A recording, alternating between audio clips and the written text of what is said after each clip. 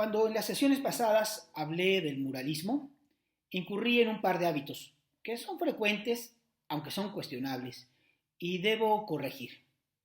Primero, me concentré en los llamados tres grandes, en Rivera, Siqueiros y Orozco, y casi no hice mención de nadie más.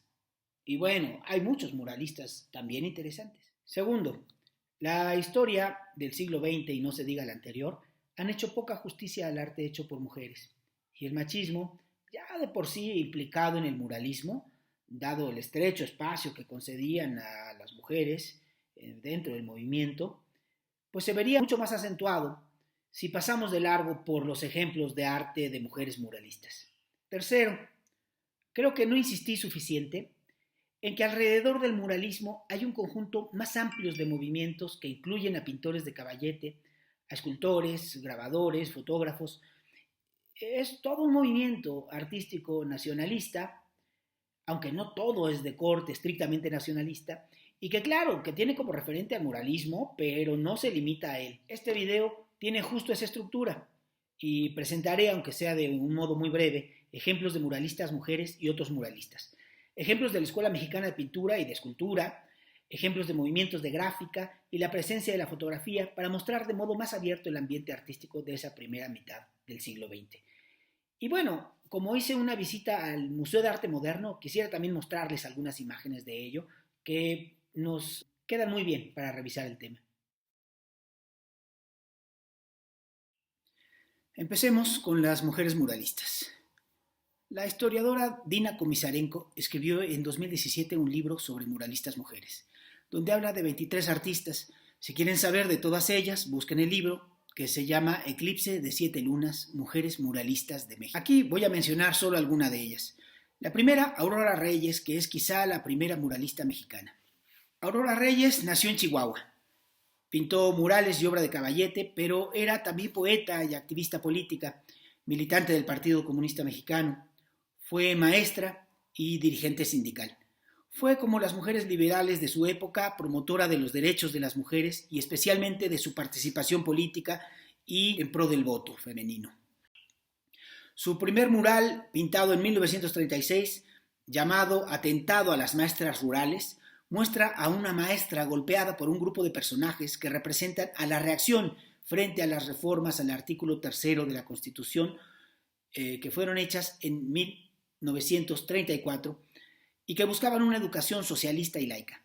El tema de la educación fue un tema de fuerte conflicto en toda la etapa postrevolucionaria, desde la Guerra de los Cristeros hasta ya entrados los años 30, y bueno, es uno de los grandes temas en discusión permanente en nuestro país, y hoy mismo seguimos discutiéndolo. Sin duda un tema importante y pues era uno de los temas más frecuentes en la obra de Aurora Reyes. También hizo otros murales en el Sindicato de Trabajadores de la Educación, que son interesantes, y también alrededor de la historia de México y de la historia de la educación en México.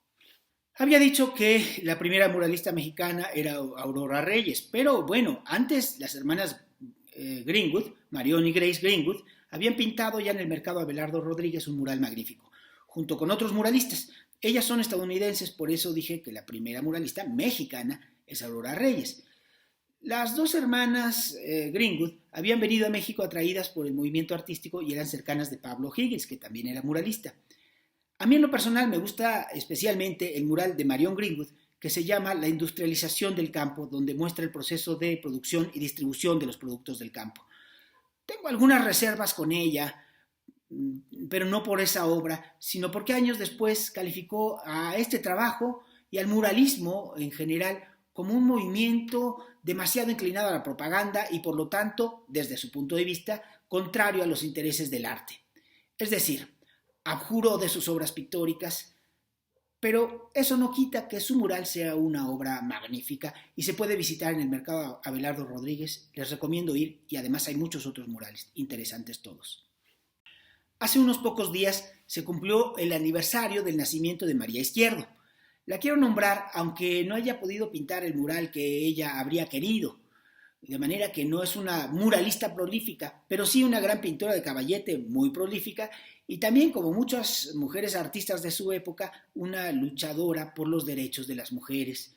en algunas ocasiones obligada por las circunstancias, porque, por ejemplo, en 1945, que se abre la posibilidad de decorar un muro del Palacio Nacional que la habría colocado a la par de los grandes muralistas, pero en aquella época patriarcal finalmente, con todo y que había ya un contrato firmado, un adelanto pagado, Diego Rivera y David Alfaro Siqueiros fueron consultados para determinar si el proyecto era viable. Dictaminaron que ella no tenía la habilidad técnica para resolver un mural de tales proporciones y que acaso podría trabajar subordinada a alguno de los grandes consagrados. Como ellos, claro. Aunque ella no se conformó y escribió cartas y protestó, el dictamen de los poderosos jueces acabó ganando y se rescindió su contrato. Más adelante ella pintaría 2 de los 9 paneles planeados para su mural para demostrar su dominio de la técnica en murales transportables. Estos murales son la música y la tragedia. No conozco bien el recorrido que hicieron esos murales, pero el día de hoy pueden admirarse en la Facultad de Derecho de la UNAM. En fin, hay muchísimas otras pintoras interesantes que han hecho grandes obras, murales entre ellas. Electa Arenal, por ejemplo, que hizo un trabajo interesante de muralismo escultórico en Cuba. Rina Lazo, que tiene obras también magníficas. Fanny Rabel, con obras en el Museo de Antropología e Historia. Leonora Carrington también, su mural sobre los mayas. En fin, ya irá apareciendo en las revisiones siguientes la presencia cada vez más sólida de las artistas mexicanas. Con respecto a la pintura de Caballete de este periodo, es decir, la pintura no necesariamente mural, pues también hay muchos artistas interesantes, hombres y mujeres. Esta búsqueda estética nacionalista de la que les he hablado hizo aparecer elementos estilísticos comunes a un grupo grande de artistas, y a eso suele llamarse escuela. Así podemos hablar de una escuela mexicana de pintura y escultura. La exposición que visité puede ayudarnos a ver algunos ejemplos. Vamos pues al Museo de Arte Moderno. Sobre el Paseo de la Reforma, rumbo al centro, un poco después del zoológico, podemos encontrar el Museo de Arte Moderno. Su colección conserva sobre todo arte de esa época de la que hemos estado hablando, de la primera mitad del siglo XX. Realmente no se debe grabar video acá adentro, pero voy a tomar unos segundos para que lo conozcan. La exposición que se exhibe ahora se llama Manifiestos del Arte Mexicano 1921-1958 y hace un recorrido por algunos de los movimientos artísticos mexicanos que declararon en sus manifiestos sus intenciones estéticas y sus propuestas artísticas en la primera mitad del siglo XX, justo la etapa que estamos revisando. Quizá me llevaría mucho tiempo de video ordenar de acuerdo a los manifiestos de la exposición, así que me voy a limitar a señalarles algunas pinturas que hay por acá que creo que ilustran la diversidad de las orientaciones. Al inicio de la exposición hay algo de Diego Rivera, anterior a su etapa muralista, pero ya hablamos mucho de él. Por acá hay una pintura de Juan O'Gorman, un arquitecto y pintor que hizo también murales y obra de Caballete. Sus pinturas suelen estar llenas de pequeños detalles arquitectónicos y símbolos dibujados con gran precisión. Esta, por ejemplo, muestra a la Ciudad de México. Uno siente ante sus cuadros la necesidad de acercarse y uno se va metiendo y va encontrando más y más pequeños asuntos, transeúntes que se pierden en las calles, pequeñas esculturas, el movimiento de los autos. Este de acá es Agustín Lazo. Fue pintor y además dramaturgo, es decir, escribía teatro, y en alguna etapa tuvo mucho interés en las vanguardias europeas. Pero lo que a mí más me atrae de su pintura es este tipo de obras que algunos han llamado realismo poético. Tiene pequeñas metáforas. Acá 2 niños en la escuela. El caracol se torna en una espiral. La experiencia del mundo en idea abstracta. Es la escena que pinta con gran delicadeza. Vean la manera tan sutil en que sintetiza el gesto de la mano de los niños ante la lección escolar. Julio Castellanos es otro gran pintor que hizo también obra mural, pero su obra de Caballete es magnífica. Esta es la obra que tienen de él en la exposición, pero hay una pintura que no está en la exposición y que me gusta más, Igual la menciono acá en el video. Se llama El Día de San Juan y es una escena en un balneario popular. Cambió mi antigua intolerancia por los balnearios y desde que vi esa pintura aprendí a verlos más bien como sitios rebosantes de vida, de alegría y por lo tanto de belleza. Acá hay también obra de Caballete de gran formato de María Izquierdo, de quien ya hemos estado hablando hace un momento. ¿Y qué me dicen de este autorretrato de Roberto Montenegro reflejado en su pequeño espejo circular? Es notable su logro en la fuerza de la expresión, que consigue imprimir un carácter definido, al mismo tiempo abierto a cierto misterio. Quiero mostrar también algunos grabadores. El grabado jugó un papel muy importante como arte de propaganda y también como arte de vanguardia. Hubo agrupaciones como la LEAR, la Liga de Escritores y Artistas Revolucionarios, o como el TGP, el Taller de Gráfica Popular, siempre con una militancia política en favor de los intereses populares y en contra del fascismo. Quizá el más importante grabador fue Leopoldo Méndez. En este grabado hace homenaje a José Guadalupe Posada, grabador del siglo anterior, que influyó mucho a esta generación y que es autor de la muy famosa Calavera Catrina. Aquí algunos ejemplos de lo que comentábamos en el video anterior sobre la lucha antifascista de los artistas mexicanos y durante la Segunda Guerra Mundial. También el movimiento estridentista empleó el grabado de manera importante. Entre ellos está Ramón Alba de la Canal. En la exposición hay poco de escultura, pero tenemos acá una de Germán Cueto, uno de los más interesantes escultores de esta etapa con fuertes influencias de la vanguardia europea.